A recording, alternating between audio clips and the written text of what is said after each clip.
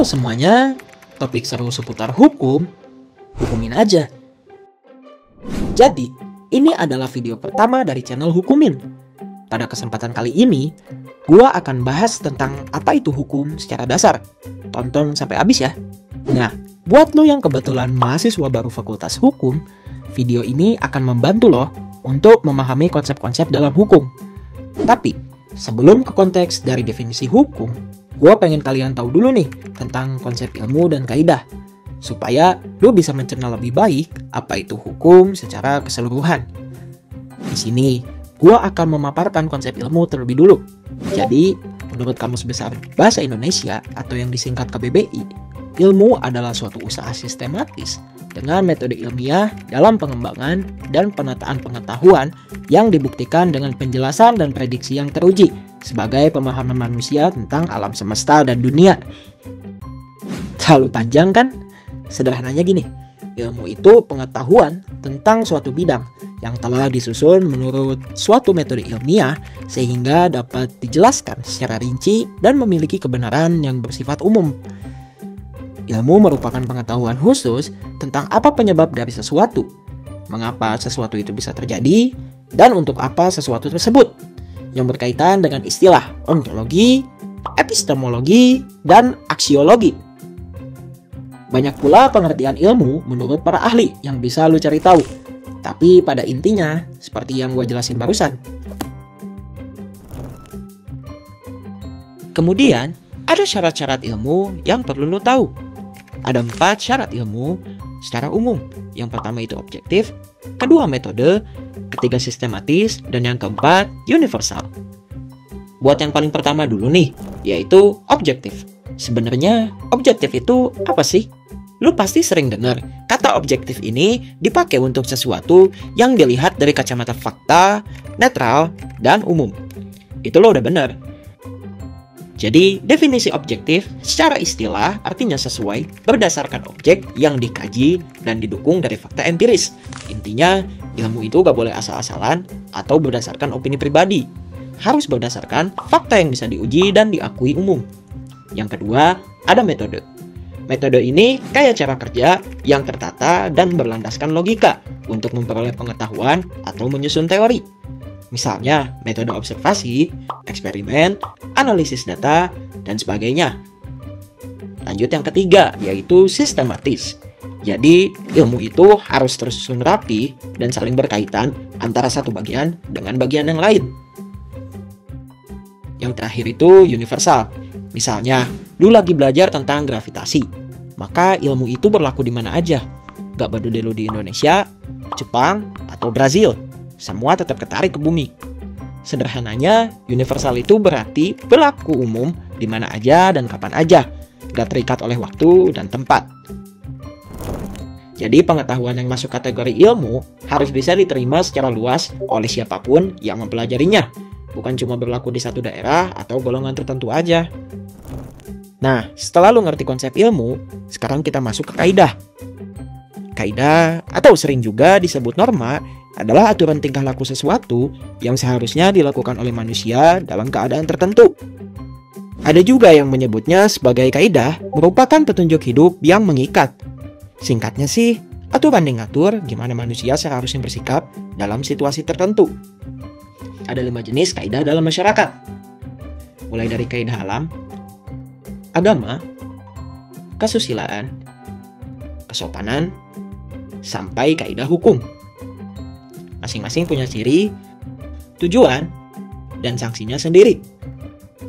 Kali ini gue bakal jelasin satu persatu macam-macam kaidah. Seperti kata gue barusan, ada 5 jenis kaidah yang harus lo tahu. Yang pertama kaidah alam. Kaidah alam ini artinya kaidah yang menyatakan tentang apa yang akan terjadi. Contoh simpelnya, kayak semua manusia itu pasti bakal meninggal. Jadi, kaidah alam merupakan kesesuaian dengan kenyataan yang mengemukakan sesuatu yang memang demikian adanya. Terus yang kedua, ada kaidah agama. Kaidah agama ini adalah kaidah yang ngatur hubungan manusia dengan Tuhan, sesama manusia, bahkan dengan alam semesta. Inti dari kaidah agama adalah tuntunan hidup supaya manusia nggak cuma mikirin dunia, tapi juga akhirat. Tujuan kaidah agama untuk menuntun manusia agar hidup sesuai ajaran Tuhan dan mencapai kebahagiaan dunia dan akhirat. Kalau sumbernya dari mana, Bang? Sumbernya dari wahyu Tuhan yang disampaikan melalui kitab suci dan ajaran Nabi dan Rasul. Ada sanksinya nggak, Bang, kalau kita langgar? Jelas ada. Sanksinya dapat berupa dosa dan hukuman di akhirat, atau rasa bersalah secara spiritual di dunia. Lanjut yang ketiga, ada kaidah kesusilaan atau moral. Lebih enaknya sih disebut norma kesusilaan. Norma kesusilaan itu sendiri artinya aturan yang berasal dari hati nurani manusia yang mengajarkan tentang baik dan buruk dalam berperilaku. Lu bayangin, kalau gak ada namanya norma kesusilaan, dunia bakal kacau balau kan? Dimana orang bisa melakukan kejahatan tanpa adanya dasar kesusilaan atau moral. Jadi tujuan norma kesusilaan adalah untuk mengatur perilaku manusia, menciptakan keharmonisan, dan mewujudkan nilai-nilai kemanusiaan. Sumber norma kesusilaan itu sebenarnya dari hati nurani dan akal sehat manusia. Terus pastinya juga ada sanksi buat yang melanggar, yaitu rasa malu, penyesalan, atau pengucilan dari lingkungan sosial. Next ada kaidah kesopanan. Kalian sama orang tua pasti harus sopan kan ya? Tapi sopan itu sebenarnya apa sih? Kaidah kesopanan itu berarti aturan yang berlaku dalam masyarakat tentang cara bersikap dan bertutur kata yang dianggap pantas dan sopan. Tujuan dari kaidah kesopanan untuk mengatur menciptakan hubungan sosial yang harmonis dan saling menghargai antar individu. Masa kalau kita gak sopan ada sanksinya sih? Ya ada dong. Sanksi dari kaidah kesopanan adalah celaan, teguran, atau dikucilkan dari pergaulan karena dianggap tidak beretika. Terakhir nih, ada namanya kaidah hukum. Kaidah hukum itu adalah aturan main resmi yang dibuat oleh negara atau pihak yang punya wewenang, kayak pemerintah lewat undang-undang. Tujuan adanya kaidah hukum itu buat mewujudkan keadilan, kepastian, ketertiban, dan kemanfaatan setiap orang dalam masyarakat. Sanksi jika lu melanggar kaidah hukum itu yang paling fatal. Dapat berupa hukuman pidana seperti penjara, denda, atau tindakan hukum lainnya sesuai aturan yang berlaku. Oke, sekarang baru kita masuk ke pertanyaan utamanya. Apa itu hukum? Lu pasti gak asing kan dengan kata hukum ini? Karena ya hukum ada di sekitar kita. Tapi lu pernah gak sih mendefinisikan hukum itu apa? Nah, by the way, sebenarnya pengertian hukum itu ada banyak. Sehingga interpretasi manusia dalam mendefinisikan hukum berbeda-beda. Jadi gak ada konsensus di dunia yang mendefinisikan hukum secara konkret. Banyak para sarjana hukum yang mendefinisikan hukum menurut mereka.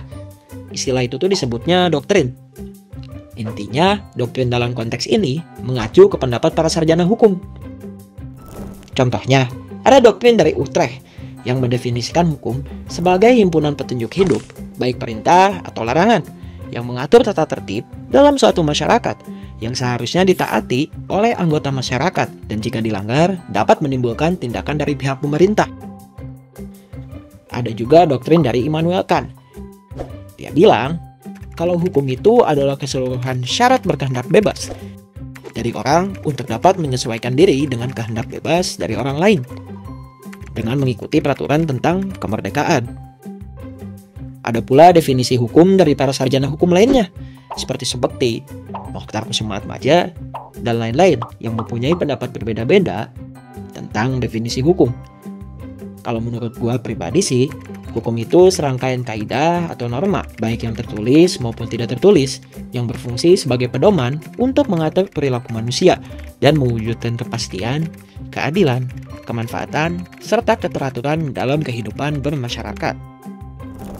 Kalau menurut lu, definisi hukum itu kayak gimana sih? Tulis di kolom komentar. Dari video ini aja, lu udah belajar nih mengenai konsep ilmu, kaidah, dan hukum itu sendiri. Di video selanjutnya, gua akan bahas tentang sumber hukum dan sistem hukum apa aja sih yang ada di dunia.